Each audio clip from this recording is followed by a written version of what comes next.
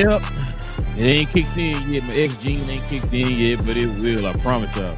YouTube, Glow Yard Gang, podcast listeners all over the globe. God, welcome to a brand spanking new episode of Cuz We Geek. We encourage you to stay tuned, y'all. You already know. Listen, we're here to talk about all things movie and television related in the geek culture. So if you're into Marvel, Star Wars, DC, all them type of things, man, we're here for that, man, and plus more. So hit that subscribe button. Join us here every Tuesday evening and Saturday morning. And also, too, if y'all could do us a favor and hit them likes for us, too, that'd be much appreciated as well. That helps out the channel in more ways than you know. Shout out to the folks who subscribed to the channel here recently. We appreciate that, too. Listen, got a lot to get into today, man. It's pretty much going to be a lot of X-Men talk. A lot of X-Men news has dropped, so we're going to get to that. Big J's favorite movie of all time, man, has finished its theatrical run. You know what I'm saying? So we're going to talk about all that too, man. But listen, before we do, you guys already know how we normally do this. Whenever we talk about an episode or a movie or anything like that, guys, we have to warn you up front because I don't want anybody to get mad coming to the comment section saying why you spoiling stuff, all right? So we're going to be talking about X-Men 97 episode 8, all right? So we're going to talk about it in all this spoilery goodness. So we're warning you up front right now. If you have not seen this episode, we encourage you to go watch the episode. Come back and let us know what you think. But until then,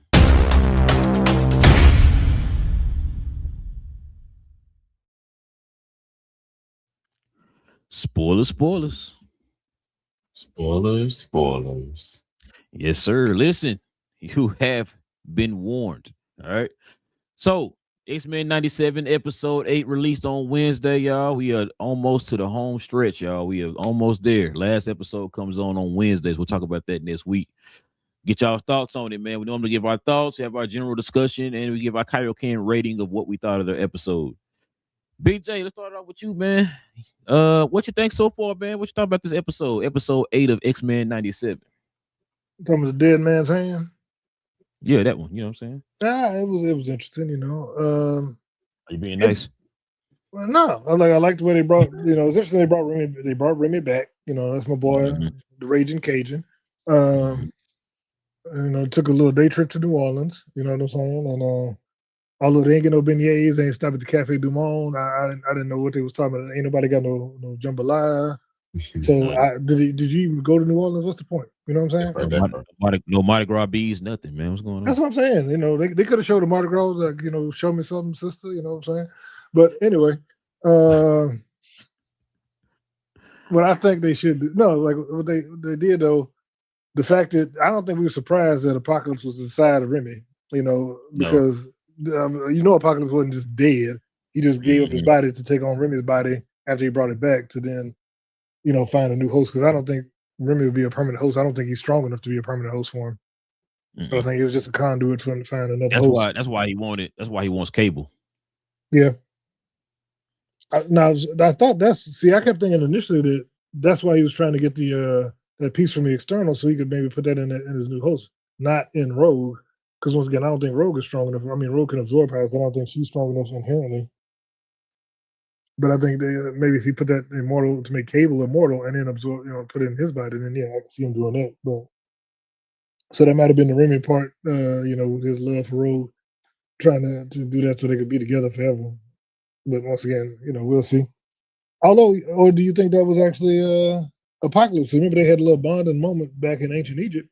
Yeah, I think about how she was in love and she had nothing to go back to, and she was like, I hope you can find love one day and all that. So thought maybe that could be it too. But like I said, overall it's a good show. I mean, the fact that Cable turned on him, I didn't like that. And I know Cable's supposed to be Cable, but in fact, he was like, I'm just going to take this opportunity to kill and lie to everybody and then kill him. Even though his parents were trying to stop him, I'm like, dude, like, what is he doing? I'm like, if everybody's saying, I know he thinks it's his destiny to kill because that's what he was told. But I'm like, you ain't got to kill him to kill Apocalypse. I didn't think that was cool. I didn't think he had to re-kill Remy to kill Apocalypse. So, I don't know. Other than that, I liked it, though. It was a good episode. What y'all think, Beer? Well, I had to take the title "Dead Man's Hand," and I was like, "Where did that come from?" Right? And it's about some guy had a pretty good, decent hand, and he got popped before he even played the hand. Hence the dead man's hand. So I was like, well, does that have anything to do with like the episode? And and I was like, well, Rue is literally doing that. She's literally, touching a dead person, and then she's using what she had about her natural ability to feel and to absorb and things like that. So she's seeing the person that she wants to see, and it's all good. Like her hand is good, like what's in front of her is good, but it turns out it's a dead person, right? So it's like, what I'm saying, she's getting teased. So when I was like, okay, when you have that at the very beginning and then you flip it to the end part where it's though he's actually come back and she's the one to pull him back. I thought that was pretty, like, where did that come from? But it did fit everything. Like, okay, she's the one to pull him out of whatever he was in. Pretty much brought him back to life. So you can add that to the skill set. But I thought that was cool. I like the arc that's happening here with Nightcrawler. What I mean by art, it's not necessarily a character art. It was just, yeah, if Nightcrawler isn't on his passive, righteous religious mindset, this is the Nightcrawler that you could get, and this Nightcrawler can take out a whole X-Men team, and that was extremely impressive. Like that, wow. And I think the best part was when they just took it to like first person and they switched. Yeah, I like that too. Yeah, I like that too. Different characters getting smacked up in a sense, and I thought that was just, I thought that was definitely like the visual high of the show, and I think shout out to Jubilee. Jubilee even had like a little, like she's not the same Jubilee as we used to know, and I'm liking the new Jubilee. I like the fact that she had the cable training, so now that she can probably defend herself way more than what she used to do. I like the fact that season one showed her power skill set or what it could be. When she was in the video world or whatever. Like I'll say cool. Now in this particular episode, her emotional side, 'cause I think she was talking to Rogue and she was dropping some gems to Rogue, and I was just like, oh, she's maturing. She's not the kid anymore. She's a full-fledged adult. And I was like, that's pretty cool. So and she was the one to stop Nightcrawler too. It was her with fireworks or whatever. So it's just a very, very good character work in the episode. I still feel that rush feeling, and I think that's the problem. I still feel like it's rushed, and I think that's like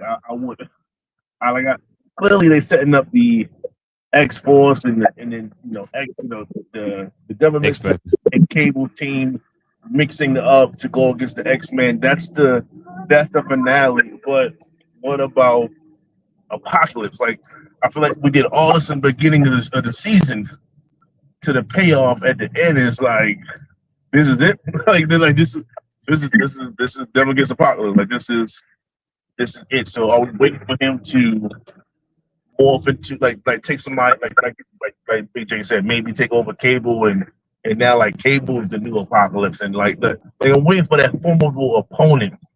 And I think that we got teased at the very beginning of the show, and I was like, we need to have an ending on that, and I don't know if we're going to end the way we should. So I'm very cautious of the season finale. I'll say that, but good, definitely good to great episode. What you got, Cuz?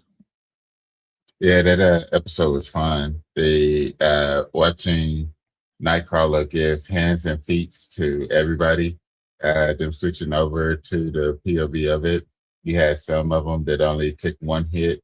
You had several that took the two-piece. You had Cable and having to take, what was it, about 3 or 4, and Morph took like 4 or 5 just because of what he changed it to. It was just fun. That was so fun to watch. I've seen it all over social media, and then the rewatch as well. Fun episode just with that alone. Also seeing what Remy was able to do when he came back was a crazy watch as well. From Bro being able to touch him being able to stun her, and able to control his ex and her people, being able to control Nightcrawler as well. So it just shows like once he had that power, like he was off and running. But just overall, I can see what BA's talking about when it comes to being rushed. But definitely, it would be nice if we had closer to 20 episodes to where they could slow it down. Per season, be able to slow it down just to slow walk it so it wouldn't have that feel to it. And then I think it would still be able to maintain the fun, the great fight scenes as well. But yeah, that 10-second montage of just Nightcrawler walking through everybody was just great TV. Just all around great TV. What you got, bro? Well, I'm glad everybody loved the episode, bro. It was okay to me. Listen, bro, I I think when I asked y'all in the last episode what y'all overall thoughts of the whole entire season, bro, I think it kind of culminated for me in this one episode. I kind of feel like what you were saying there a minute ago, BA. I think that it's starting to kind of come to a slow crawl towards the end of the season, and it's not like in a good way. You know what I mean? It's just like I think I talked about it on the last episode. We talked about the last episode of X-Men 97. I talked about the fact that everything felt like a cliffhanger. Everything felt connected. The whole entire season felt connected as one cohesive story. This one right here kind of feels disjointed, like Big J said before. And it's just like, for me, bro, with this, what we were led to believe with Gambit coming back, we thinking like, yo, this is gonna be massive. This is gonna be like a lot of emotion tied to it. Like, you're really gonna feel the emotion. I think that we didn't feel the emotion. Maybe one of the reasons why we didn't feel the emotion, kind of like what y'all was saying, it felt a little rushed. And it's like, okay, let's Herbert hit these points. We hit these points in the show, then we're done. We got it. And it's like, bro, y'all not giving these episodes, these stories, these connections, or anything time to breathe. And it feels like it's rushing through everything. It feels like it's like paint by the numbers or whatever when it comes to this season, I should say. So I think we felt a little bit of that rush as far as like the impact, the first 4 episodes of the season, and everything else was just like, hey, here you go, we're giving y'all something. It's like, well, damn, what we're supposed to do with this episode? That's what it kind of felt like. This is probably, for me, I mean, a lot of the elements inside the episode is something that was pretty cool to see or whatever. But overall, I'm just like, okay, now if this don't stick the landing for me in the next episode, right? I'm gonna have to. The overall season is gonna come down to a certain. The grade gonna come down. I should say the rating for me is gonna come down a little bit because you missed the mark on a lot of things. Like I said, you led us to believe in a certain thing for the first 4 episodes, and the rest of them is like, okay, you know what I mean? So yeah, I was really expecting the last 2 episodes after what we saw in the last 3. I thought the last 2 episodes were gonna be like some of the greatest, X-Men's, stuff we've seen ever in life. But it's a little underwhelming for me right now. I'm not gonna lie to you. We say BJ. Oh, you muted. I was talking about this episode in a bottle, but when I was saying that, because like you said, the issues we had at the beginning are still the issues. In this episode, the only real issue I had with this particular episode, and I ain't bring it up, was how fast and how easy Remy killed the External.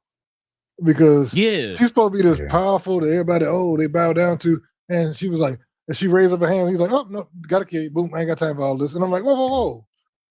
She's supposed to be almost an apocalypse level threat. And hey, that's the same thing I felt about Exodus. I'm like, how the hell you kill Exodus that fast? That dude like one of the most powerful mutants on the planet. You know what I mean? Like, how that even? I guess for shock value, I guess like, ooh, look, he killed the Eternal or whatever. It's like External. I'm sorry. And so, that's the thing. It's the rush part. You can do these 2 episode arcs like the original series had. The original series, it took 2, maybe 3 episodes to kill the bad guy. In a sense, right? Or to conquer what you needed to conquer. In a sense, like they got to do it within 25 minutes. Mm-hmm. Every big bad that should have a 2 to 3 episode arc, they smashing them in with less than 2 minutes. And So, that's been the whole season. nah, you 1,000,000% right. Because when you said that, BA, you know what I was thinking of? So you telling me Bastion, I mean, he's powerful, but Bastion is more powerful than Exodus. You know what I'm saying? It took you a whole season to take care of Bastion. Exodus got to take it out in like 2 seconds. I'm like, I know what you're trying to do, but it ain't right. You know what I'm saying? Like I said, I didn't like that part. Like, oh, you got shot, you good, you done. Like, do you know who the hell this dude is? Like, this ain't no I'm gonna shoot you one time and you're good to go. Like, no, bro. Like, this is one of the most powerful. This is like beyond. There was a level beyond Omega. He'd be beyond that. You know what I'm saying? Like, I didn't. I mean, now I know we could sit here and say Bo DeMayo and all that stuff. Maybe it is the Bo DeMayo defect, bro, but effect or whatever. But that number I think I gave y'all last week, man, it's kind of slipping a little bit. It's slipping a little bit, man. Now, I'm gonna put y'all. We're gonna put reputations on the line here, y'all. Are they going to stick the landing for this show? I thought you, BJ. They're gonna stick the landing? No. Okay. They're not, because they're already showing, like I said, it's been a disjointed season. So I don't think they're gonna tie everything up. Is BA talking? Yes, can I ask a question, please? Okay. Yeah, go ahead.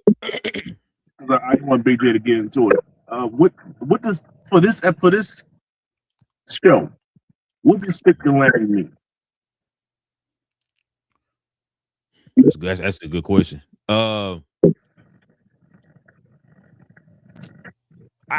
can't even just say tie everything up, because you can tie everything up in 25 minutes. We've seen them do that. I guess it's the way they tie it up, I guess. So Big J, when you're talking and you're answering that question, keep that in mind. What you think sticking the landing means, and if it does it or doesn't, and that way we can go around like that.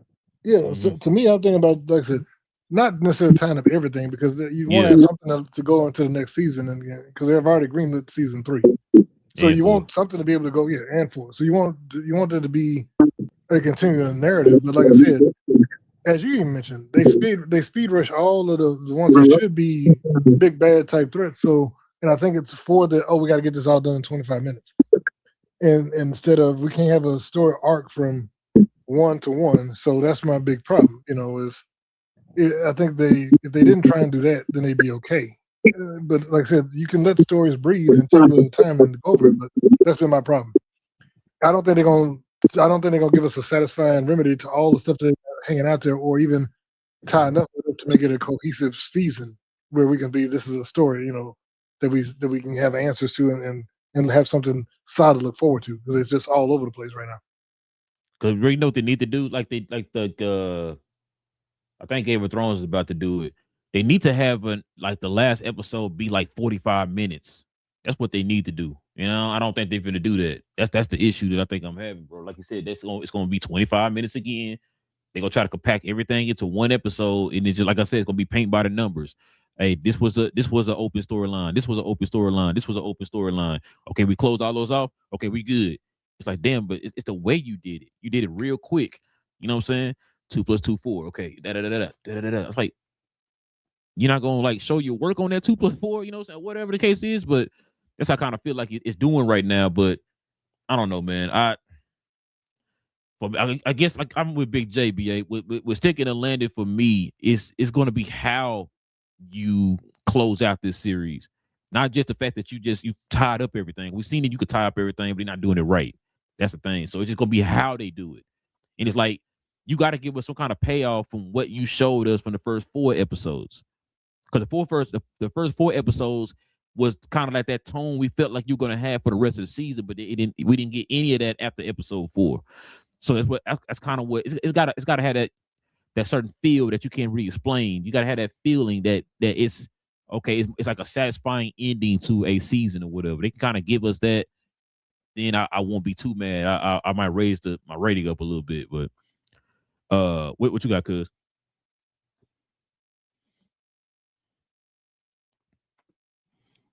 I don't think it'll stick to landing. I think it'll probably be like a fun episode, have fun moments in it. Kind of like this one had with Nightcrawler.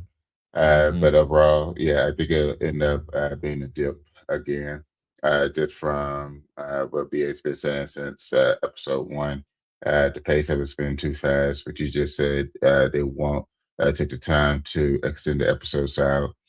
I'll tell you, if they would just go back to the old model and have more episodes, I think it would for sure help it. But at the pace, the content that they have going in it, how fast they're allowing to the ability to walk through some of the big bads. Yeah, it's the recipe isn't looking good at this point for them to be able to stick the landing.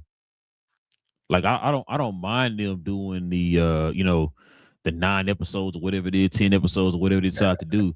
I just if make it similar to what you did with the first season, where that whole entire season is a cohesive story. Make the whole entire season a story. Don't have individual stories within there because like it don't flow correctly. And like I said, then it feels more rushed when you do that. So I'd rather them do it that way. But do you think they're gonna take the landing, OBA? I think it's going to give some type of conclusion to the beginning of the season. I feel like the first couple episodes was like we all sports fans here. In football you have like the first 15 scripted plays. You know what I mean? And then whatever happens in the game happens in the game. That's definitely how this season has been going. Like the first scripted joint, when the first arc was like, okay, that could have been darn near like 8 episodes right there. You know what I mean? Oh, every last one of them could have been 2 episodes. But with that being said, if we flatten the payoff is he gets what he wants, and he wanted Cable. Apocalypse gets Cable. I think that pays off. That pays off. Season 1, because season 1 was loosely based off of Cable as well. He has to transform and then let Cable be the main bad guy headed into the next season. Or else, where are we going? You know what I mean? So I think that's the payoff for me. I think they stick the landing if you have the new X plus the X Force X. They together. They're going against the X-Men. The X-Men, don't forget that Bishop and Polaris is on the team, because I don't know what happened to him in the last episode. And it's some type of brawl. Things happen. Maybe somebody of a lower tier dies. I'm not sure. I would like for that to happen. And somehow Apocalypse transforms himself into Cable's consciousness, and then that's the I guess cliffhanger headed into the next season. That's how you pay it off, in my opinion. So if they end up doing something along those lines, I think they do stick the landing. Am I confident? I am not confident. I am not confident whatsoever. I also feel like this season so far. Do we know that Beau DeMille, is this the last writing credits he's going to get? Yes, if I had to call I it, believe I think so. Okay. So he probably had a script of the whole season. And and then maybe with his eyes, things get explained more, things are differently done. So now you have a pretty much a new team. And it's going to be their work going into the next season. So, I don't think this choppiness is going to last until next season. I think this is over. You're still trying to. And it's like, where did he go for this? Why did he highlight this? And of course, he wasn't telling them no information. He wasn't telling them how these things sync together or nothing like that. He wasn't saying, right? Y'all figure it out. So I think that's the loophole here. That's the potholes, the plot holes that we're dealing with now. So I think what I originally said, let Cable be the main bad guy, shake some things up and things like that, head into the next season, and then now we see what the new team of writers is actually. How do they do that? How do they have the season play itself out? And it has to make way more sense than what this season has become. And maybe just a little bit more Wolverine for me personally. Just a little bit more. I mean, I think they gave him that one episode just to say, hey, yeah, he is a part of this team some kind of way. Throw him a little bone. Here you go. those Wolverine fans that was like Wolverine fans for the original joint. Here you go. Just a little bit more Wolverine in the last episode. That'd be cool too.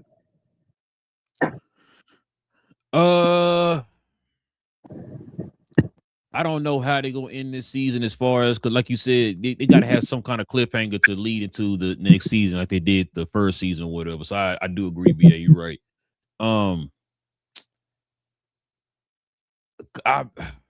So you know what? Now that you said that, BA, you know, I was thinking when you was talking, I think I maybe should agree with you. That's what they should have did. When they went back in time, that storyline should have been the whole entire season, right? And then at the end of the season, found some way to get back home or whatever. That's what they should have did. Let those like 3 separate timelines or what or 2, because it was a passing. Well, we could probably have to do a little bit of present too, because they could show like Cable and them in the present trying to stop Apocalypse or whatever. So they could have did those 3 different timelines and let Apocalypse be like the story or whatever. And then, like I said, at the end, they could have found a way to kind of bring it all together or whatever to try to stop Apocalypse leading to season 3. So I mean, I maybe that's what it is, BA. Maybe that's what it is. It's the fact that because Bo DeMayo is part of Bo DeMayo's working and part of whoever's running it right now, it's kind of like Daredevil. Think about Daredevil, Born Again season 1. It's kind of like that, where the first season felt a little bit choppy or whatever. Then we got to season 2. It's like, okay, now it's starting to flow a little better or whatever. Right? Now you got that one person or whatever that's over it.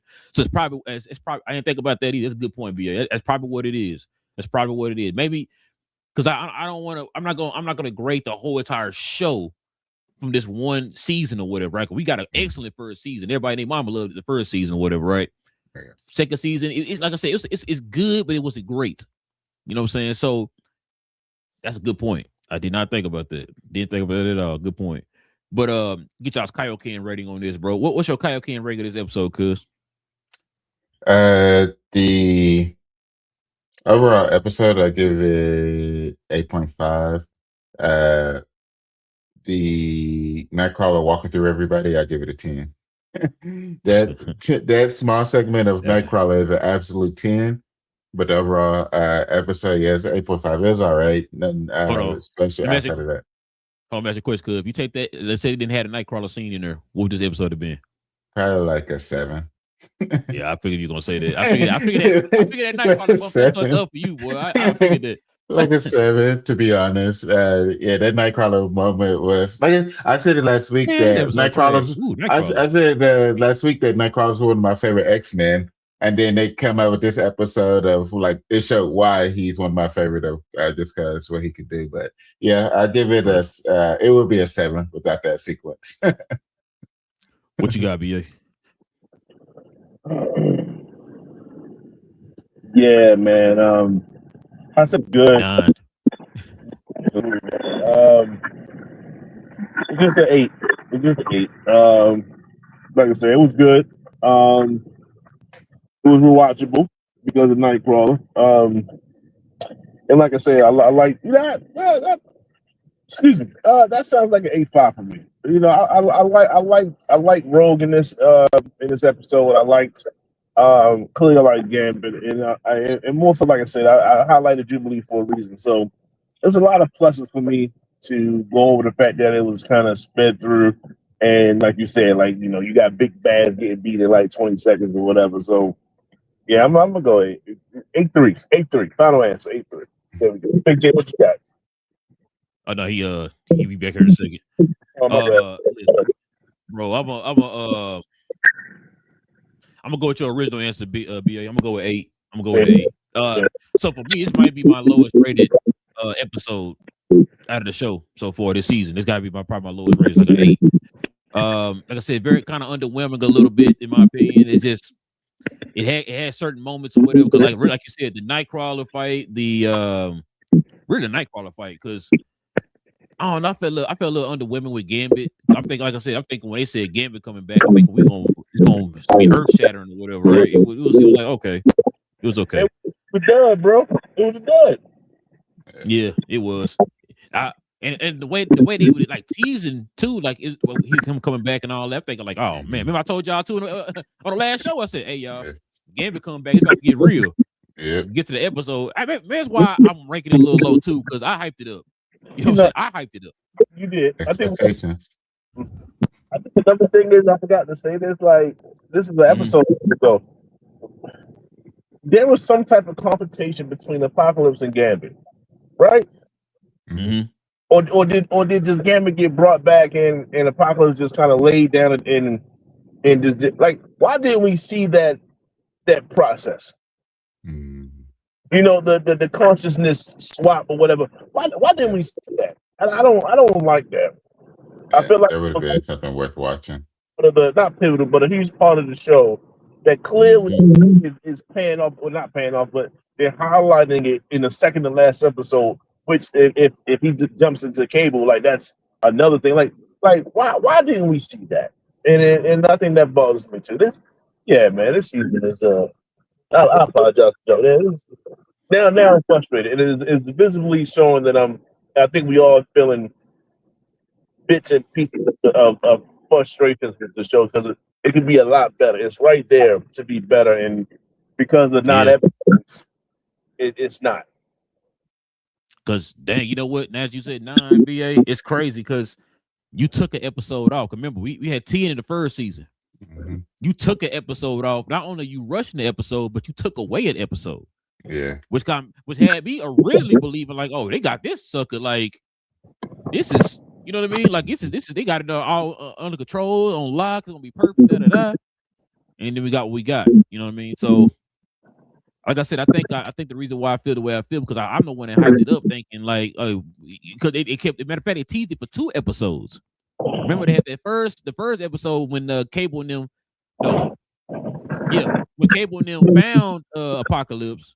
Yeah. The second one was when they what was the other one? I think it was 2 teases leading to the Gambit or whatever. But It was when he it was when yeah, he first arrived let's get started. there. Yeah, he said, yeah, let's get started or whatever. Mhm. Apocalypse like, let's get started. They showed that they get ready to do the process. Then the second tease was when Cable and them found them. Yeah. So like I said, those 2 teases, I'm thinking like, oh, it's about to get real in episode 8. Exactly. And then that's what we got. Yeah. It's like bare minimum for real, bro. So I'm just like, yo, I'm like, man, come on, y'all. If y'all don't stick to landing, this gonna show. Well, with TV shows, I've learned this, bro. That you only really get one chance, bro. Mm-hmm. If you get like, especially if you had like a very good episode, like Game of Thrones, for example. Folks love Game of Thrones until like that last season. Oh right? my god! And Yeah. Now It was folks trash goated it or until whatever. then. Yeah. So everybody loved X-Men 97. Man, I brag my wife about this all the time. I think I just realized I haven't been bragging to her about any of these episodes like that, other than the first 4 episodes. Since the first 4 episodes, I haven't been bragging like that because it's like, you know, it's an episode. Matter of fact, she asked me the other day about this episode. Like, was it good? It was okay. You know what I mean? Like this season, I'm not afraid to admit that this season is missing the mark. Yeah. It's missing the mark. So I don't know, bro. I just it's just frustrating me because I really wanted this season. I wanted them to have like the greatest show of all time, bro. That's what I really wanted. You know what I'm saying? You get one good season and you don't get the other, man. But like you said, it might be like what you said. It might end up being like Daredevil. Season 1 was great. It was fluid. It was one person. Season 2 was great. Season 1 was the one that was choppy. No, I know that, but I'm just saying like that's what.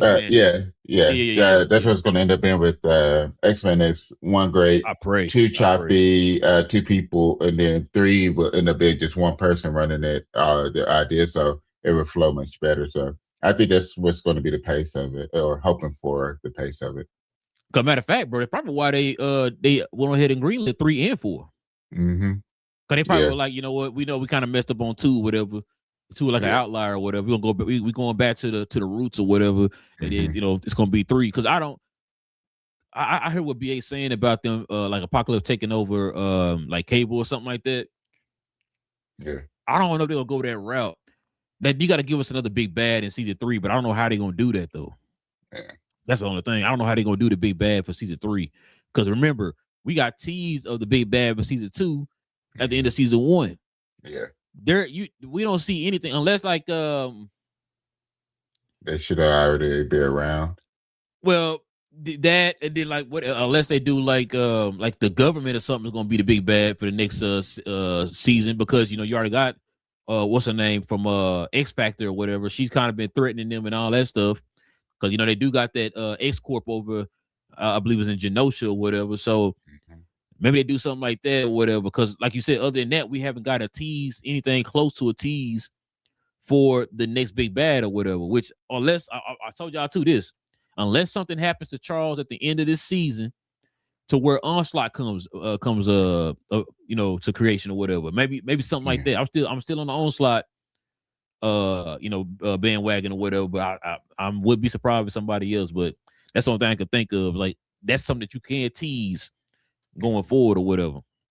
But we'll have to see. Big J, what you get this episode, man? You talking about the one we just saw? I say like individually, I say about a 8.2. So everybody around the 8 range. Okay, yeah. Without the Nightcrawler sequence, what would you give it? Nightcrawler is cold. I mean, but yeah, is that what got you to 8.2? That what got you 8.2? Like I said, the Nightcrawler thing was cool. Him bopping around, taking everybody out.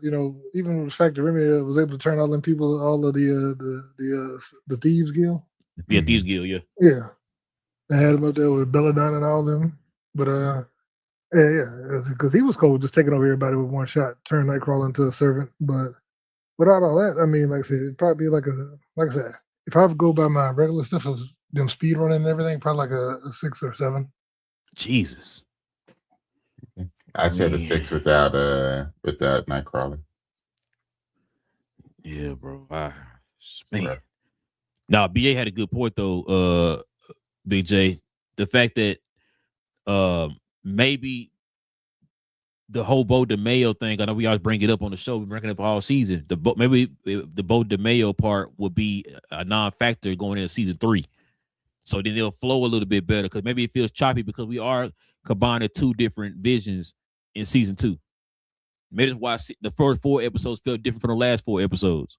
Like Born Again season 1? Yeah, what we just like Cuz said, like Born Again or whatever. Mm-hmm. So maybe, and when he said that, said maybe it's why they did green like 3 and 4, because they have confidence. Like, okay, we're gonna get back to our old ways in from season 1. Yeah, and it's gonna be 3 and 4 or whatever. You know what I'm saying? So I'm hoping that's what that is, but we gonna see, man. We gonna see. But speaking of, man, we got some more X-Men news, man. We got to get into, fellas. This is a lot to get into. So let's turn the page and get into this main topic.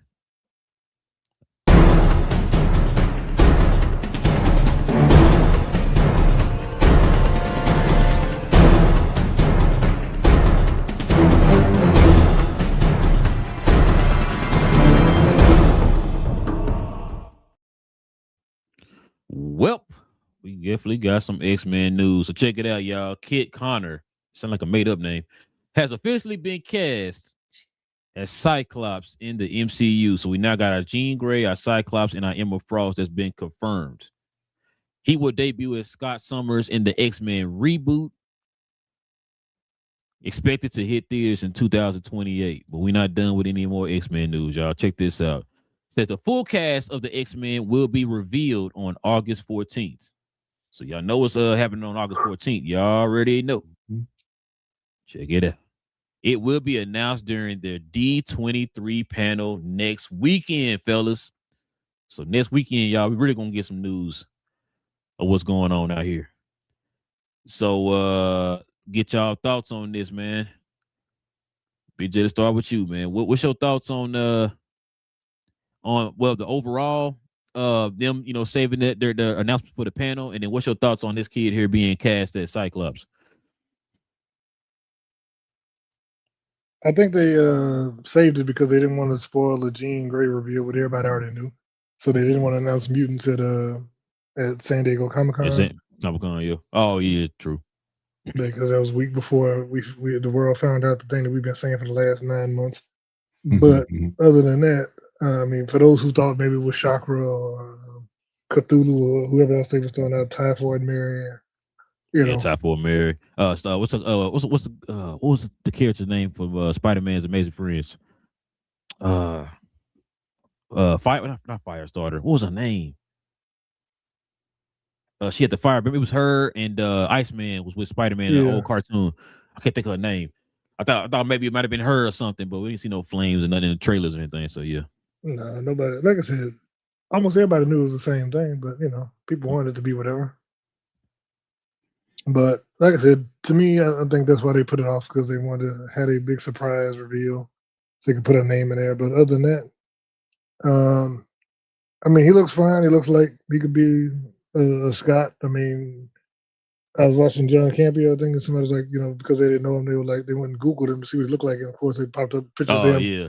The shirtless picture of him on. ripped, and I'm like, okay, he looked like he ripped, so he could put on a superhero outfit. But other than that, I am kind of tired of us having, like I said before, like, why we can't find American superheroes. I mean, and not to be all that like that, but he's British.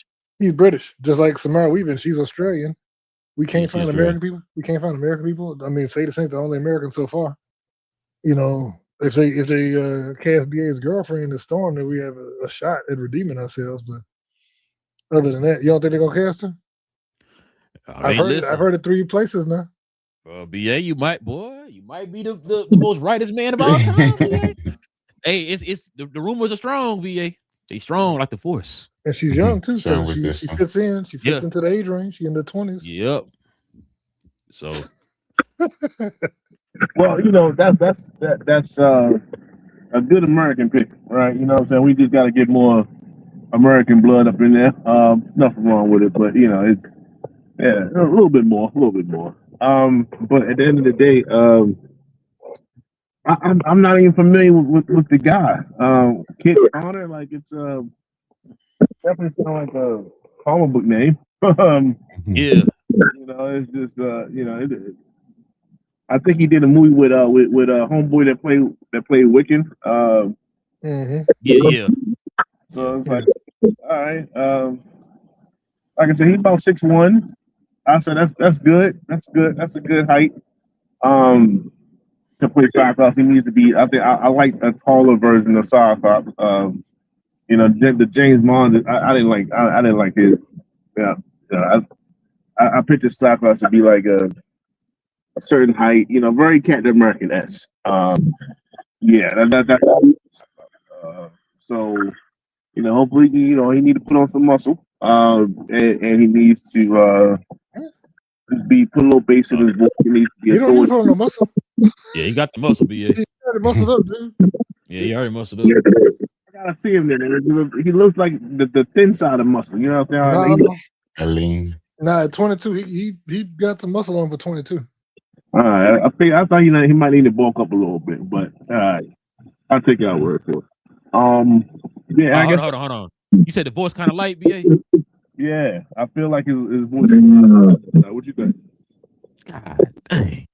I ain't heard him speak.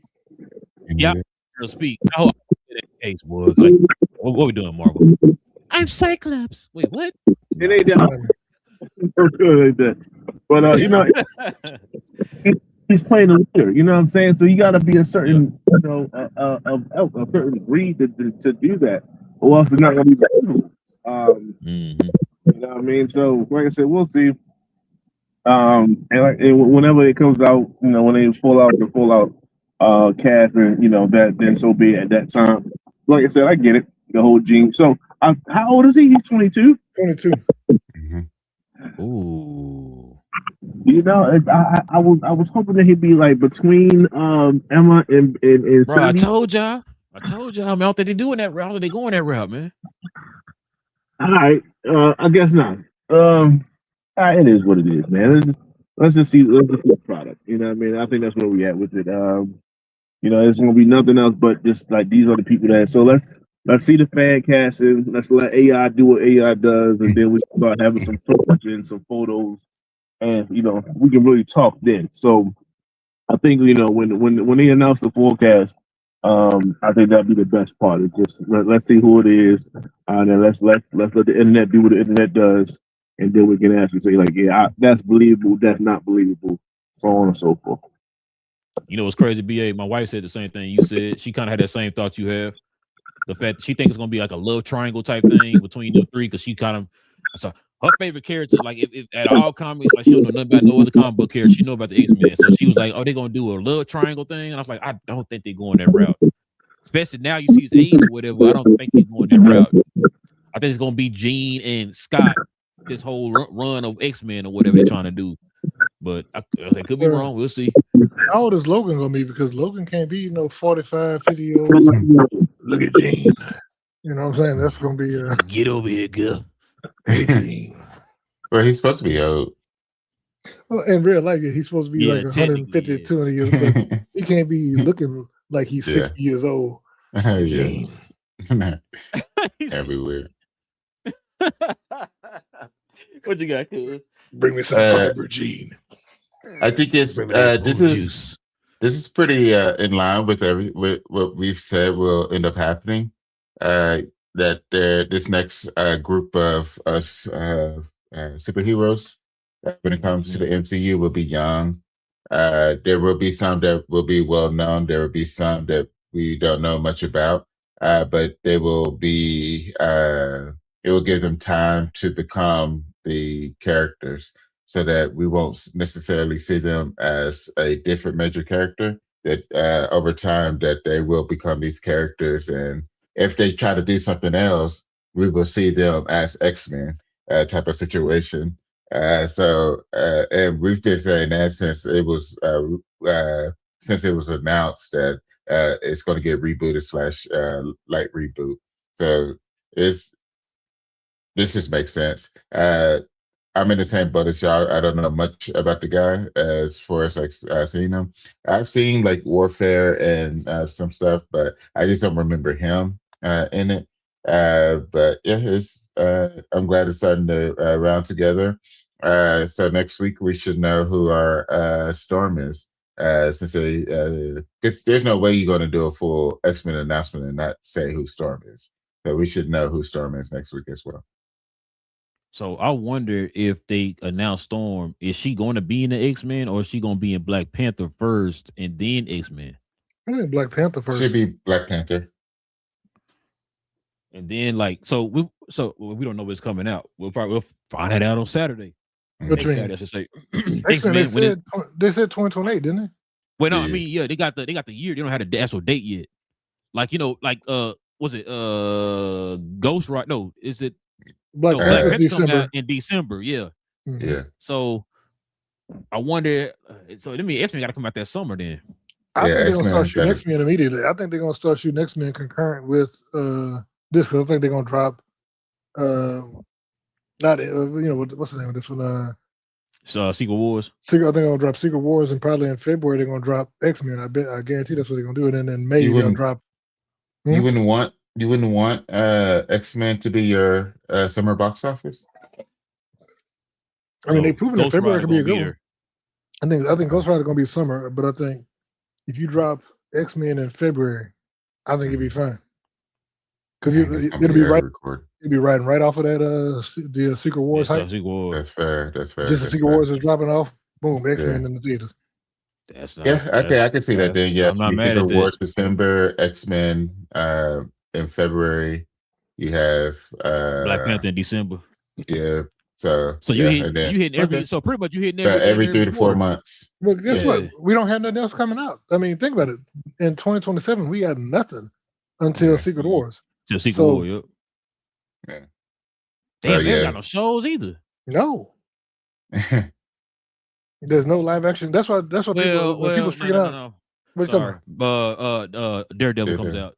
You got Daredevil. That's it. Yeah, but once again, that's why I was wondering: are they going to release Daredevil and say that Daredevil happened before the events? Because once again, it doesn't make sense. We already had that talk. I'm not even sure. We want to see. Maybe they was playing it at D23. I have no idea. Because like you said, it's gonna be hard for you to not explain the events of what happened and it affecting what happened with Daredevil. I agree. Because you can't say because somebody was like, well, that's not affecting what happens on Earth. I'm like, I heard somebody else say that, maybe this is that all the X-Men and everybody's gonna be on another planet. I'm like, it's an incursion. The world ending. It's not. No matter what planet you want. Yeah, it's not. Those guys over there. there. I haven't heard about what's going on over there. No, everything is gone. So I don't. Bro, that's happening. That's happening in Manhattan. It's not happening in Harlem. Like, wait, what? Yeah. No, it's the whole entire planet. The universe is being affected. What are you talking about? No, I agree with you, bro. On that, I was just wondering because, like,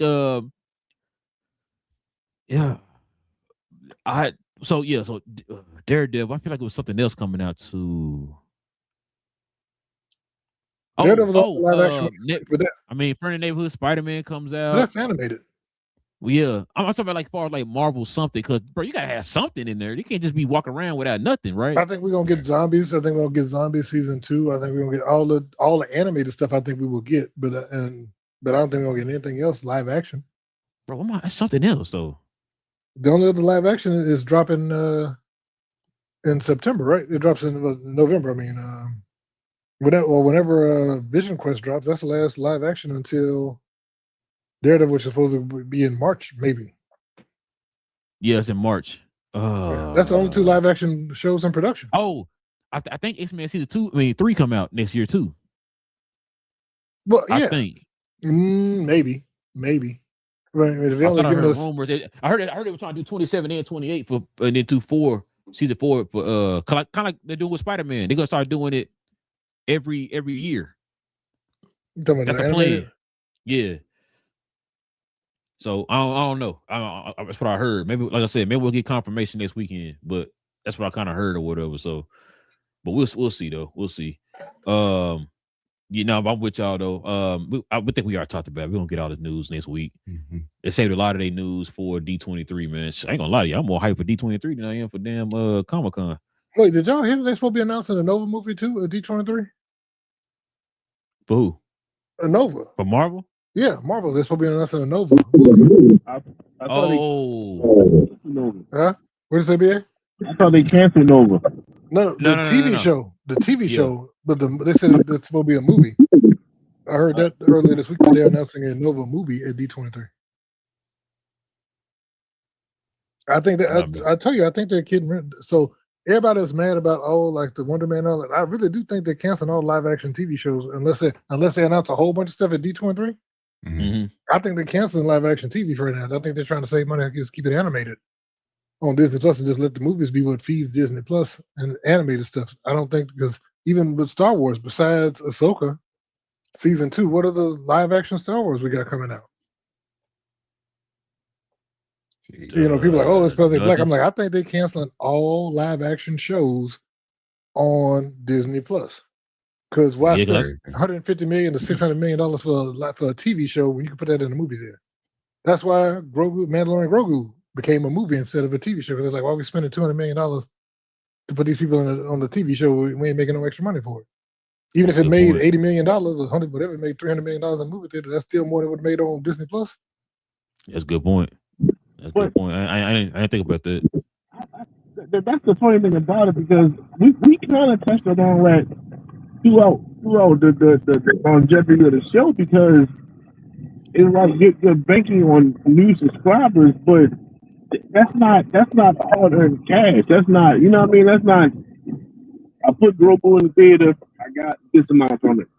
I would have spent close to this amount on the project anyway. So this is all like in a weird way, it's like some kind of profit in it, because I wasn't going to get it because I'm getting multiple numbers of subscribers, of new subscribers. Right. Well, you heard what they're talking about doing, right? Well, Disney wants to switch to a free ad model, where there's a free subscription where you get ads on everything, because they want to get monetized. But I'm talking about they want it to be a free, like no out of pocket. They want like Prime, but not paying. Yeah. But you just get ads on everything, and then that's how they monetize it. I mean, that's smart. Like what BA just said, I've been said that. Like you're not going to. Well, I mean, cousins had a debate all the time when I talked about Star Wars. Like, bro, Star Wars is meant for the screen, big screen. Like, you're not getting the same like BA said, the same money in your pocket when you're making it for TV that you would if you did it for the big screen. That's where you get your money from. How do you think that these studios are funded? They're funded because of the movies. That's how you're able to make the TV show, because of the movies, or what the movies are making, or whatever. So it's I don't know, man. Well, somebody brought up a good point, which I thought was also interesting. They're like, while they're talking about let's do this revenue, the ad based version of it. They're like, y'all already own ABC. Why not just drop stuff on ABC? You know what I mean? Like you own ABC. Literally. You Just literally put it on live TV. That's what I'm saying. What's the point of having a free version when you own live TV to begin with? You have a broadcast station. Put it on the ABC broadcast. And guess what? Has ads on as commercials. Exactly. That's what I'm saying. You already wow. No, we got to literally reinvent already the have wheel. ABC. Reinvent the wheel. Gotcha. Oh my god. We don't want to utilize the thing that we bought. Oh my god! You already have it. They do the opposite. What you remember? Now I have like on HBO. They'll show it on HBO, and then like the next day you can watch it on the app. Mm-hmm. They do the opposite. Hey, you got it on the app, but guess what? Next day I can watch that episode on Channel 8 or whatever. Yeah. So it'd be early morning watches on ABC. Man, you know what I'm saying? Can't make it up, man. That's craziness. All right, see what we got for the next, fellas. BJ favorite movie. Supergirl is projected to lose DC Studios nearly $200 million at the box office, y'all. Production budget was $170. Says the film ended its theatrical run with $126 million. Well, we got the final verdict on this movie, y'all. BA, what's your thoughts, man? What's your thoughts?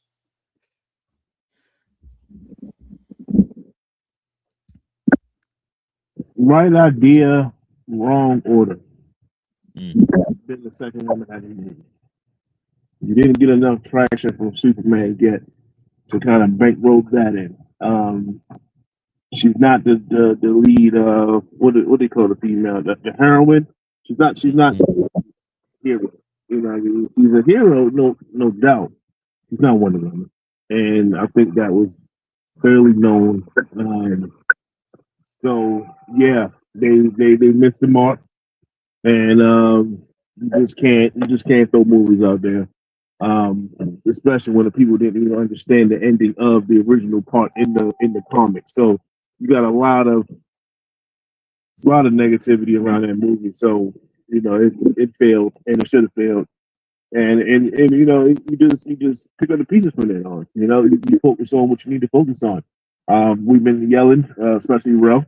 You got to get the Trinity out there. You have to get the Trinity. Then everything else falls into place. You get your superstars. Once you get your wide receiver 1, wide receiver 2, and 3 fall the line. You feel me? You got to get your playmakers out there, and then everybody else around them will fall in line, and then they can also have success. So until that happens, we're gonna be here for it's gonna be a long winter. No Game of Thrones. What you got, cuz? What's so annoying about this is I'm not sure if y'all been noticing on it might just be in the bubble. When it comes to social media and this movie, people have been commenting on how much that they've enjoyed it. I don't know why your face. Oh, yeah. How much they've enjoyed this movie streaming, and it's like, why didn't it make more money in the theater? It's like, because you first listen to the people, these randos, and then go see it. Like it wasn't the greatest movie, but it was a fun movie to watch. It was enjoyable. It did had areas where it could for sure improve, but overall, it wasn't a terrible movie. Folks are starting to see that, and now that it's gone through its theatrical run, it's going to get dragged for, which is unfortunate. But it's just craziness, absolutely craziness. Wish it would have had a better run, but it is what it is at this point. What you got, BJ? I mean, I have nothing negative to say about the DCU or James Gunn in general.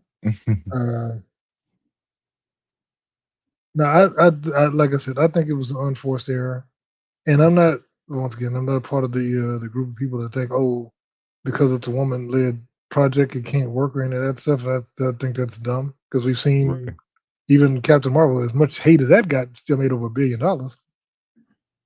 I think the issue is like you said, they should have stuck to releasing the more popular characters first, build the universe out after you got your pillars in place. If you had the 3 pillars in place, then you could start filling in with the side characters. But like I said, your boy James Gunn likes his obscure characters, and that's why we got all the weird stuff announced. That we once again to say that he said he learned the lessons of Marvel and all the mistakes they made, but then did the exact same thing but worse. I don't understand. Like Marvel, they used to announce a whole slate of movies, and then half of them didn't come out. What did James Gunn do? He announced a whole slate of stuff. The Authority, the Amanda Waller show, and all this, and then we got none of that. We had Superman come out. Cool. Still haven't got Batman. Don't even know who Batman is yet. And then, and then, Wonder Woman. no Wonder Woman. But like I said, then the thing is, instead of doing that, and what's the next show we getting? We got Creature Commandos, which, like I said, I like the show. I think it was a good show, but these are characters nobody heard of. What's the next show we supposed to be getting after this? After Lanterns? What's the next show coming out that's been announced? Jimmy Olsen and Gorilla Grodd. Huh? Okay. And then I also said that I heard that it's the Jimmy Olsen and Gorilla Grodd show with a female lead, which I'm like, how's it a Jimmy Olsen Gorilla Grodd show? And no, Jimmy she's Olsen co-lead. Okay, but I thought Gorilla Grodd was the co-lead. I didn't know what's going on because I don't. When I heard who they cast as Gorilla Grodd and all that, bro, I'm like, well, But that's your boy. Continue, BJ. We can't criticize nothing he do. Otherwise we're. Oh no, I told you, I'm starting to get to that point, man. Like I said, I know I'm known as the hater, but I'm like, dude, I want good stuff. You know what I mean? Like I said, I handed over all my money to Spider-Man. I'm going back to see it Monday. But this stuff we getting right now, like I said, I don't get it. Like, who's ever asked for a Jimmy Olsen show? Oh, you want to see a Jimmy Olsen procedural detective show, and then Gorilla Grodd, and is Gorilla Grodd not a Flash? We ain't got a Flash. They making Gorilla Grodd to a joke, bro. That's what, like I said, that's why I don't understand what is his thought process right now. I think he want to burn it down before they fire him, in next year. Because I don't see what else he's got. Like, what else is he doing that makes any sense? No, I agree. Like I said, we talked about it. Talked about it ad nauseum. I'm trying to load this video up, man, so we can play it. I was gonna show y'all this video that Big J sent us earlier. This guy had some thoughts on it, but of course it's taking forever to load up. But yeah, nah, man. I'm with you, cuz it's to the point, man. I'm not surprised by some of these outcomes and stuff like that anymore, bro, because we live in a time where everybody's easily influenced. I think we talked about it before on the show. We was talking about, is the comic book genre dead and all that type of stuff. It's just when we don't live in a time, bro, where anybody could just gather the information for themselves or get a thought for themselves. I gotta listen to somebody tell me what I need to think on this or whatever. It's the most annoying thing ever, bro, because it's like, we talked about the Odyssey, right? When everybody was killing it. Oh yeah, it's woke, da-da-da. It's like, did you watch the movie? Well, no, because how the hell you gonna say what the movie is if you didn't watch it? That's the time we live in. You know what I mean? So I agree with you.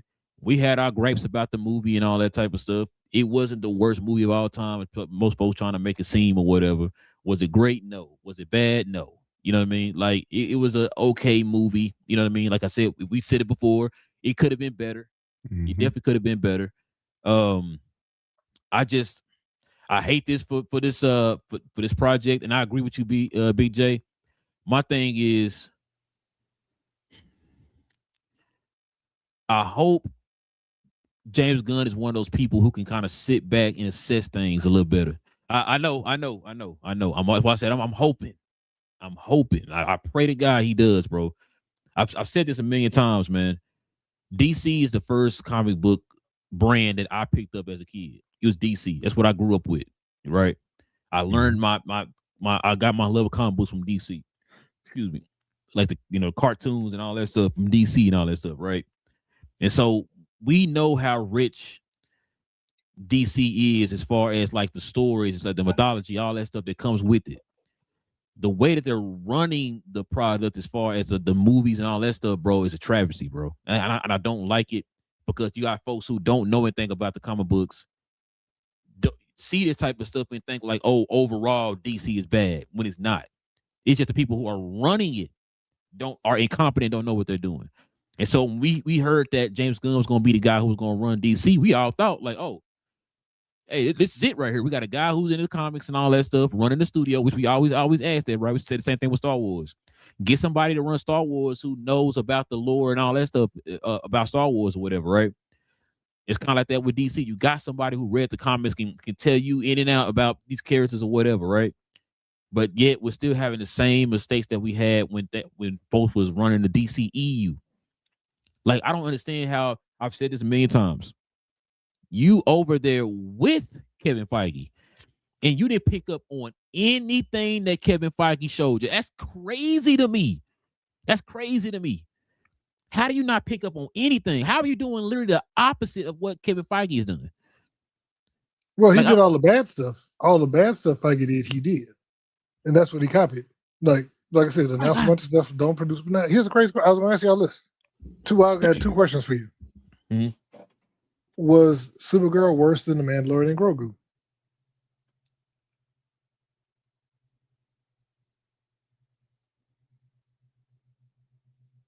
No.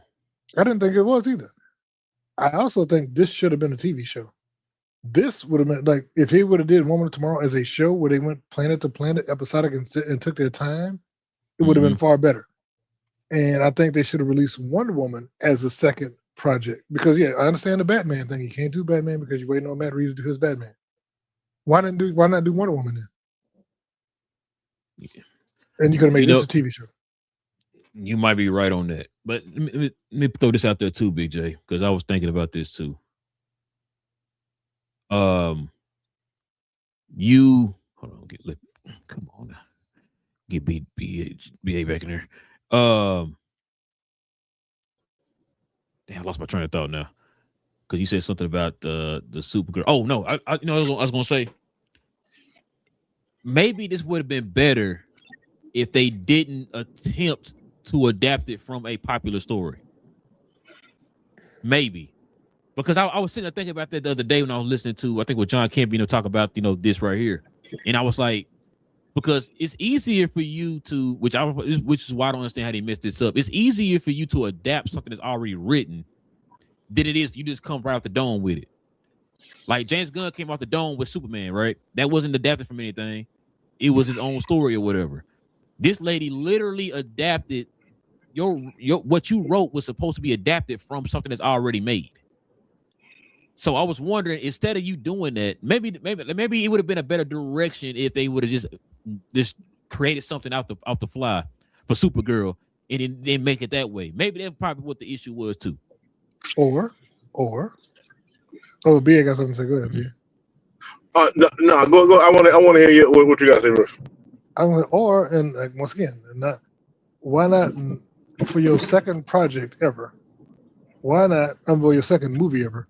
Why not get someone to write the script or adapt the script that has written a movie before? Not someone who's never written a movie that's ever been produced. Yeah, I understand she wrote a script that people liked before, but that was never made into a movie. And she's written a play before, but she's never written a movie. Why would you let the second movie released out of your DC universe go to someone who's never written a script for a movie? I absolutely agree. And this is why when, you always joke about what he said about the Flash and stuff like that. This is why that comes back to mind for me. Because you said, oh, it's the greatest script I've ever read or whatever, when old girl gave you this script for this movie. And then we watch it. And the two main things that was wrong with this movie had nothing to do with the actors.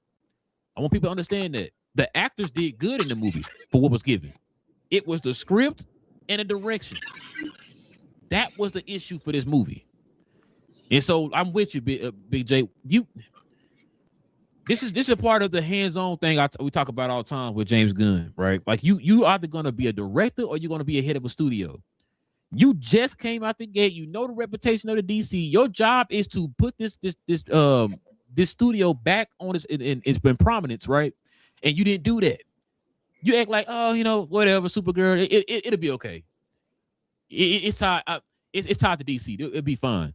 That's the same issue that we had for the last people who ran it. Like you said, you're trying to rebuild a brand. You to the point that you directed the very first movie out of DC in this universe because you wanted to make sure things went smoothly. Why didn't you do it for the second movie? I don't understand it. I really don't, bro. And I'm with you. Like I'm hoping, bro. I'm hoping. It don't look like there's any light at the end of the tunnel. I don't know if y'all read that. That's in y'all that somebody in the group sent it, I think. I think it was San Fran or somebody was saying that, like, hey, y'all, don't lose faith. We got this. It's gonna be good, I promise, and all that. I mean, what do we have to go off on? You ain't told us nothing. But go ahead, BA, my bad. No, you're good. So I think this is where Supergirl failed at. And I'm not saying you guys are all right. So these are all true statements. I think where she failed at is, and it has nothing to do with the sex of the character. But did you feel at any moment when you came out of Supergirl like, yo, I don't mind it that like she's a BA. She, you know, she's a bad but you know she you know like yo, that was phenomenal what she just did, right? Did you feel a sense of championism in her? And I didn't. That fell so short. And I compare that to the first Wonder Woman, like the scenes in Wonder Woman, when she would on the battlefield and things of that nature, like that was crazy. That was good work. When she beat, I think it was Ares at the end, like that was phenomenal. Like, you know what I'm saying? Like, yo, I might be doing, if it wasn't for Wakanda, I would have been doing the same thing for Wonder Woman. You know what I mean? Like that, she just looked like a hero. And I think that's the problem, and that was the problem with Wonder Woman 84. Like she was on the ground, pretty much begging and pleading for the other dude to stop. That's not Wonder Woman. You know what I mean? Like that's not. I don't feel that that's being heroic in a sense, right? And you know, and I feel like Supergirl it should have been more functions of, damn, like yo, she's a real hero. Like yo, Superman probably couldn't even do that. I didn't get none of that. So if you don't even have, I didn't see the little girls coming out of the theater saying, I want to be like Supergirl. You know what I mean? Like where's the cosplays and stuff like that? It didn't hit like that. And like you said, that's bad direction. That's bad all that. Like, and someone okayed all this. Someone read this script and said she's a hero at the end of the day, and it showed. It did. It fell right on his face, and that's why it got. I think that's a part of the reason why I got some of the flat that it got. It just wasn't. You didn't feel like she was heroic at all. She did heroic things, but I would just look at the first Wonder Woman and say, is it better than this? Period. You have to use something as a guideline. You have to use something as a pecking order. Did you come out the theater feeling like this when you first had the initial watch? No. Then we need to go back and do it again. We need to reshoot. We need to do all those things. They didn't do it. And here you go. All right. I got some build on what you said. Like you talk about Wonder Woman. Now, how do we get introduced to Wonder Woman in the DCEU? In BVS, right? Yes. Remember when she showed up in that battle scene and everybody was like, because when she was holding on against Doomsday, she was holding on. She was heroic. Yep. Mm-hmm. And they was like, "Did you bring her? I thought she was with you." Because they was both like, "Who is this?" She up there doing it. They was tripping. She was, but like I said, that, and then even in Justice League when they had that scene with her against the dudes who was trying to blow up the bank full of the kids, right? That whole scene showed her once again as she was bad and incompetent as a warrior, and because they were shooting and she up there deflecting with the wristbands and all that, and all that. They had her looking cool. It's like, but you act like you don't know how to make a movie and have someone look. And James Gunn has done this with Gamora, and even Nebula. Both of them have had their scenes in movies in combat and stuff. So I'm like, you know how to do it. And if you hire a director that don't know how to do it, I understand that. But like I said, you need to make her look, give her a heroic thing. Like the stuff she did on the bus was cool. But like the last battle one, her with swinging the string around when she was beating them up, all that was not like that cool to fight. And then, like I said, she was the fact that she even struggled with Krim as a villain, like in the fist fight, made no sense to me. It was like, when did you get this dude have god level powers where he's given a Kryptonian? And that was on the Yellow Planet the first time I think they matched up. And she was struggling, and he up there catching tanks and stuff. And I'm like, this wasn't in the and I'm not saying it didn't have to be, but he was never that level of a threat to where, you had to you needed multiple super people to take him out. Because you had basically her and Lobo fighting. Lobo, like, yeah. You didn't need Lobo. She should have been able to take all them dudes out with one shot. That's why, BJ, I used to always say, I've been saying, they could say it too. It's like they tried their best to try to make her, look, she's different from Superman. There are different ways you could have had it to where, like BA was saying, she was still heroic, while also still being different from Superman. We got all these iterations of her. We got her all of y'all see that animated movie Superman Unchained. We got My Adventures with Superman. Those are two examples right there where it's like she's Supergirl, she's still heroic, but she's still different from Superman, which is what they were trying to do. Like you can find creative ways of doing it. It's just that you picked one of probably the greatest Supergirl story of all time to do that, and you didn't do it right. You didn't adapt it right. So that's the thing that got me. It's like, bro, you could have went any other direction with Supergirl, still have her feel different, and her still be like BBA said, still be heroic. We didn't get that. So we gonna see in Man of Tomorrow how James Gunn directs it. So we'll see. But she's gonna be in that movie, so we'll see. But Cuz showed me this yesterday, man. We was at the movie, at the game yesterday, man. Y'all check this out. Last but not least, Warner Brothers Discovery. Ooh, sorry, Cuz. Warner Brothers Discovery confirmed first movie for Game of Thrones is Aegon's Conquest is expected after 2027, so probably getting it in like 2028 or so. So this is what they had to say. Warner Brothers Discovery confirms it will give Aegon's Conquest a theatrical release. The timeline currently puts it released beyond 2027, according to their 2027 slate presentation. So it will be written by Bo. I thought I was going to say Bo DeMayo. Bo, what's that? Williamon, writer for Andor and House of Cards. Yeah. Okay. I gotta get my resident Game of Thrones fans thoughts on this. Cuz, what's your thoughts on this, man? Listen, as soon as I heard that this was a possibility, Aegon's Conquest, it's like, yeah, they need to go ahead and greenlit this, get it up and running. From what I'm hearing, they plan on having it as a trilogy. They want to set it as a trilogy. There's talks of they will have it open up with the fall of Valerian. So this is Wait, is this Egg? No, this is Aegon, the conquest. So this is what brought on. So this is where he conquers Westeros and bring them all under one kingdom. So it's the 7 kingdoms, and then you have. This is before House of Dragons.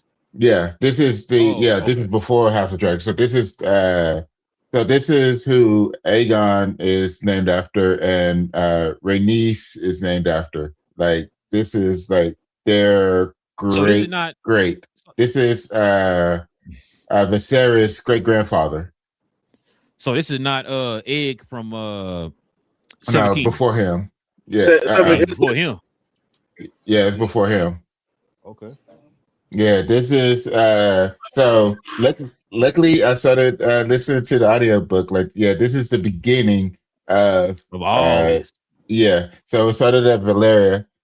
Once it fell, you had the Targaryens, and then the Targaryens end up surviving from what happened there, and then Aegon with the dragons end up taking over. Basically, you'll see the fall of Harrenhal.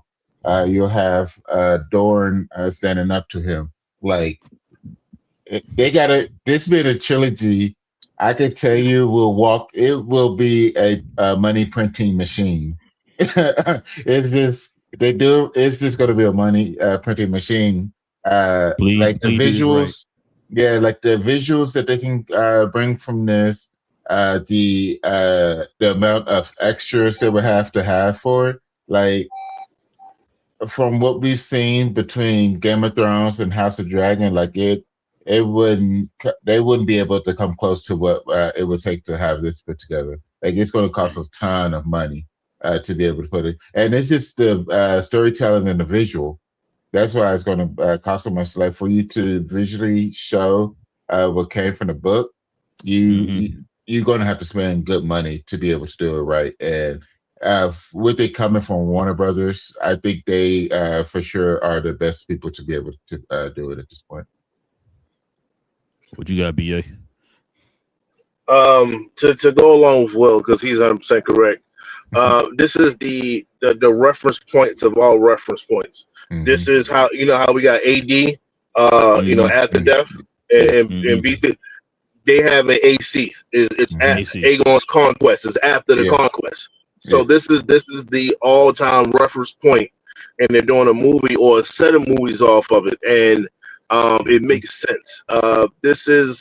They have now. I mean, they already been known for spending the most on a throughout a season, right? These episodes are like a lot of money to finish, and you can see the quality of the dragons that they're coming out with on House of the Dragon. Like they had 3-4 dragons interact with each other, and yes, I could tell it was CGI, yes, but it was still like high level CGI involved. It was very clean. So it's almost like the Grogu in the Mandalorian Grogu situation. Like you're gonna spend this much money to make all these little aliens in this show and not get nothing for it. You know what I'm saying?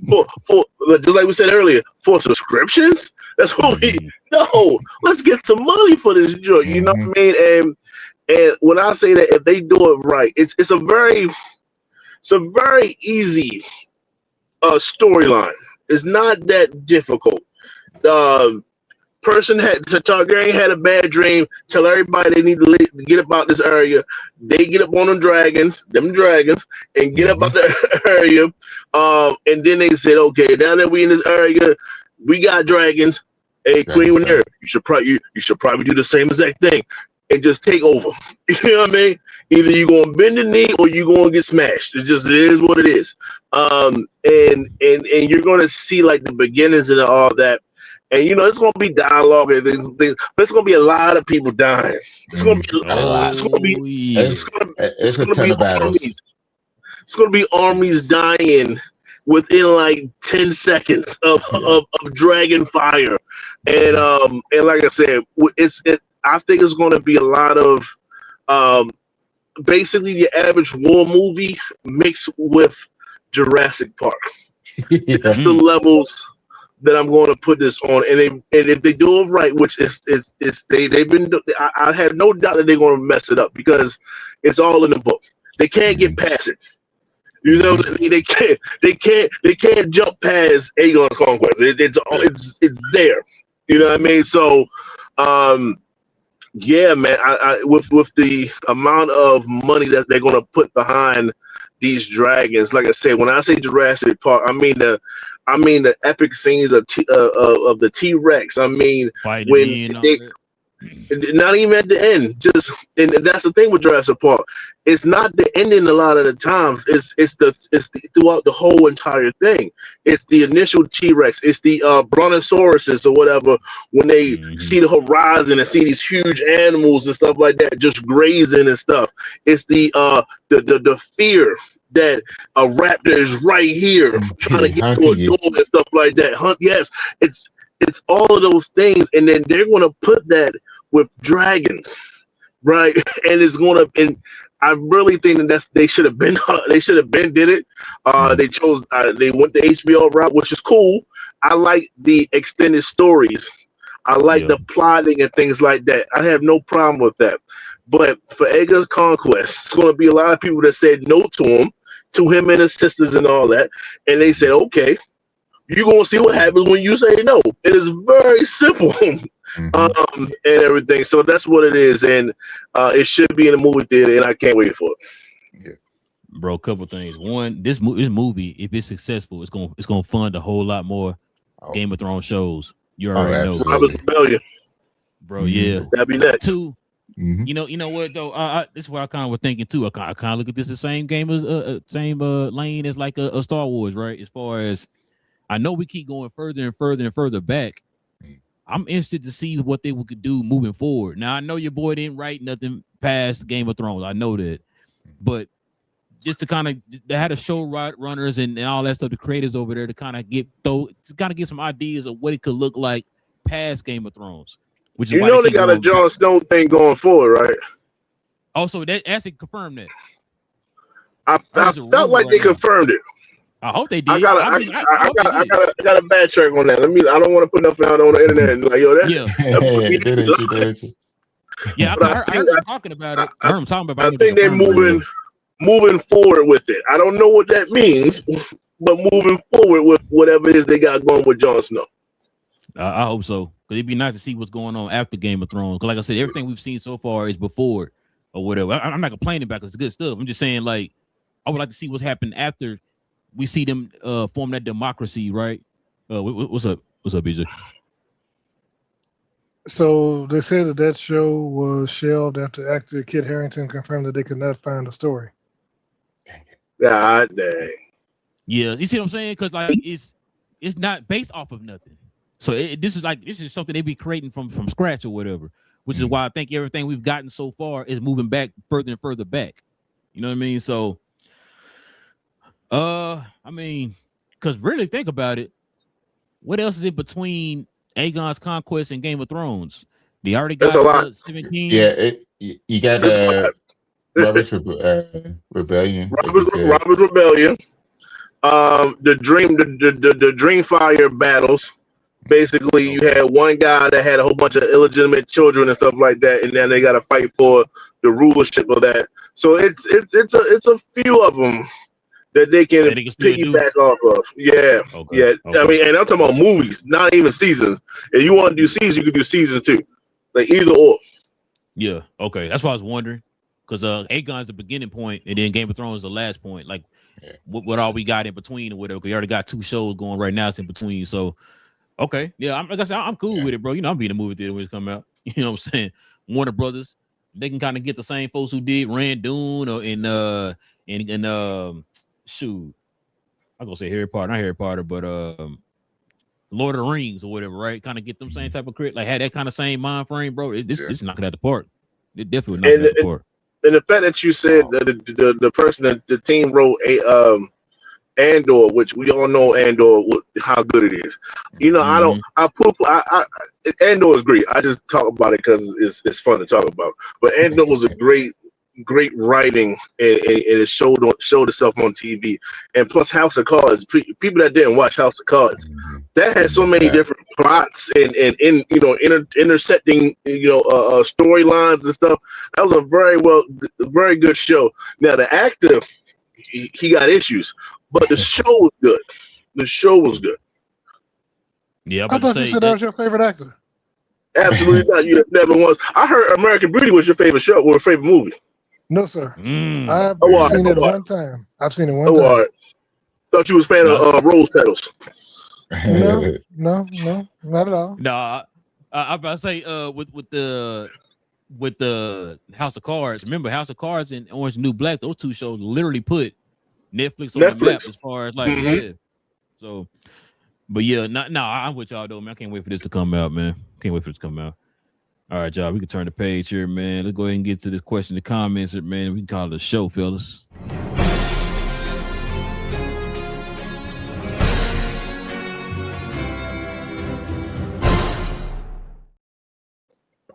Oh, my bad. We got one comment in here. Shout out to Trish. He says, yo, what up, man? Welcome to the channel. If you new, man, hit that subscribe button. But yeah, man, listen. Oh, definitely. Before you outro, season 2, Carrie Crusader was much better than season 1. I'll say that. You think so? Okay. Yeah. Much What better. did you think of Joker? Was that more menacing, being a planner instead of just So the psycho? the crazy. So I knew they had to go a different direction because of what they made Riddler. Yeah, Right? yeah. They made Riddler kind of like Joker in a in Bruh. a sense, Yeah, right? yeah. So I was like, okay, but I wish they would have kind of dove into why he kept calling him brother, other than the obvious, we cut from the same cloth type of vibe. Like he kept calling him brother, and then Batman returned the favor by calling him brother as he got impaled in a sense, and he'll be back. But the reason why I said it was better because I think they realized they had enough time to have multiple major villains. I know the first season had it too, but I'll finish. So the Riddler kind of carried the mid part, and then the Joker smashed it with the ending, and then you had the Gordons and stuff like that intersecting in between it. Cool, understood. The first season, I felt like they just carried that Harvey Dent plot line a little bit too long, and every episode was introduce this villain, Batman takes him down. Introduce this next villain, Batman takes him down. And it was just going like that, and then boom, then you have the Harvey Dent angle. I was like, they could have did more. You know what I mean? But it was like season 1. So season 2, I felt like they intersected more storylines to get from Thorn to Riddler to Joker. Like, okay, cool. It wasn't just one episode hit up and down throughout the whole thing. Selena Kyle got one episode in season 1. Catwoman. Yep. You know what I mean? That's what I was like, So I think season 2 did a lot better job of keeping that storyline going and just attaching different people to it. I like that a little bit better. That's what it was. That was the difference, BA, what you just said.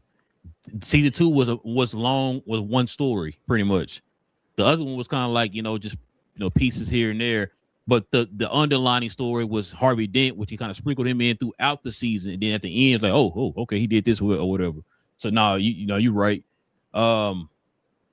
Yeah, but to be honest with you, I think the Riddler was a standout in that season. To be honest with you, like that dude, like it was to the point like, damn, you can't stop this dude or get him, because every time Batman would get close and then he get away or whatever. So then, matter of fact, were you satisfied with his ending? Satisfied, yes. Was that supposed to be? I'm not familiar. Is Rose from the comics? Yeah, she is. It's just it's an older character from Batman's okay, gallery or whatever. I would have much preferred the origins of Poison Ivy. That's why I thought she was at first, but yeah. Yeah, it was too set up for that. Then if it's Poison Ivy, it gives her enough cachet, I should say, to come back and really do the Poison Ivy thing, like in season 3. You know what I mean? And I was like, but he got. That's how gangsters get got. Like he got like he went out like he took people out. I'm not bad at that. He did. He really did. I don't know. It just felt like Batman kind of failed a lot more in this season than he did, in the previous season. I guess he's still learning or something. I guess I don't know. Yeah, what I need him to do is get a better suit. He keep walking around. I know it's based in the 1940s or whatever. I get that. The man needs some Teflon or something, because he walking around with the skin tight. I'm like, yo, you fighting criminals, dog. They trying to kill you, dog. Like, I get season 1. Season 2, everybody gets an upgrade on armor. he didn't, so they need to do better with that. But no, it was good though. It was good. But yeah, man, listen, we definitely, like I said, we appreciate y'all, man. Geeking out with your boys for another episode. We'll be back here on Tuesday. I guess on next episode, man. So John Kempier had 5 names that he could see playing Professor X. I don't know if y'all want to go over that, kind of give our thoughts on that. I don't think the shows that we watching, right? That's it, because X-Men will come out till Wednesday. So I guess season finale. That's it. Yeah, that's it. So yeah, we can probably talk about that on Tuesday, y'all. But yeah, listen, if you're new, hit that subscribe button. If you are here watching the show, please do us a favor, hit that like button as well. We'll be back here on Tuesday. It's your boy Real, got Cuz in the building, got Big JBA, Cuz we geeked. We talk about all things in the geek culture involving movies and television, y'all. swear the X gene gonna kick in one day. But it is what it is. We out, y'all.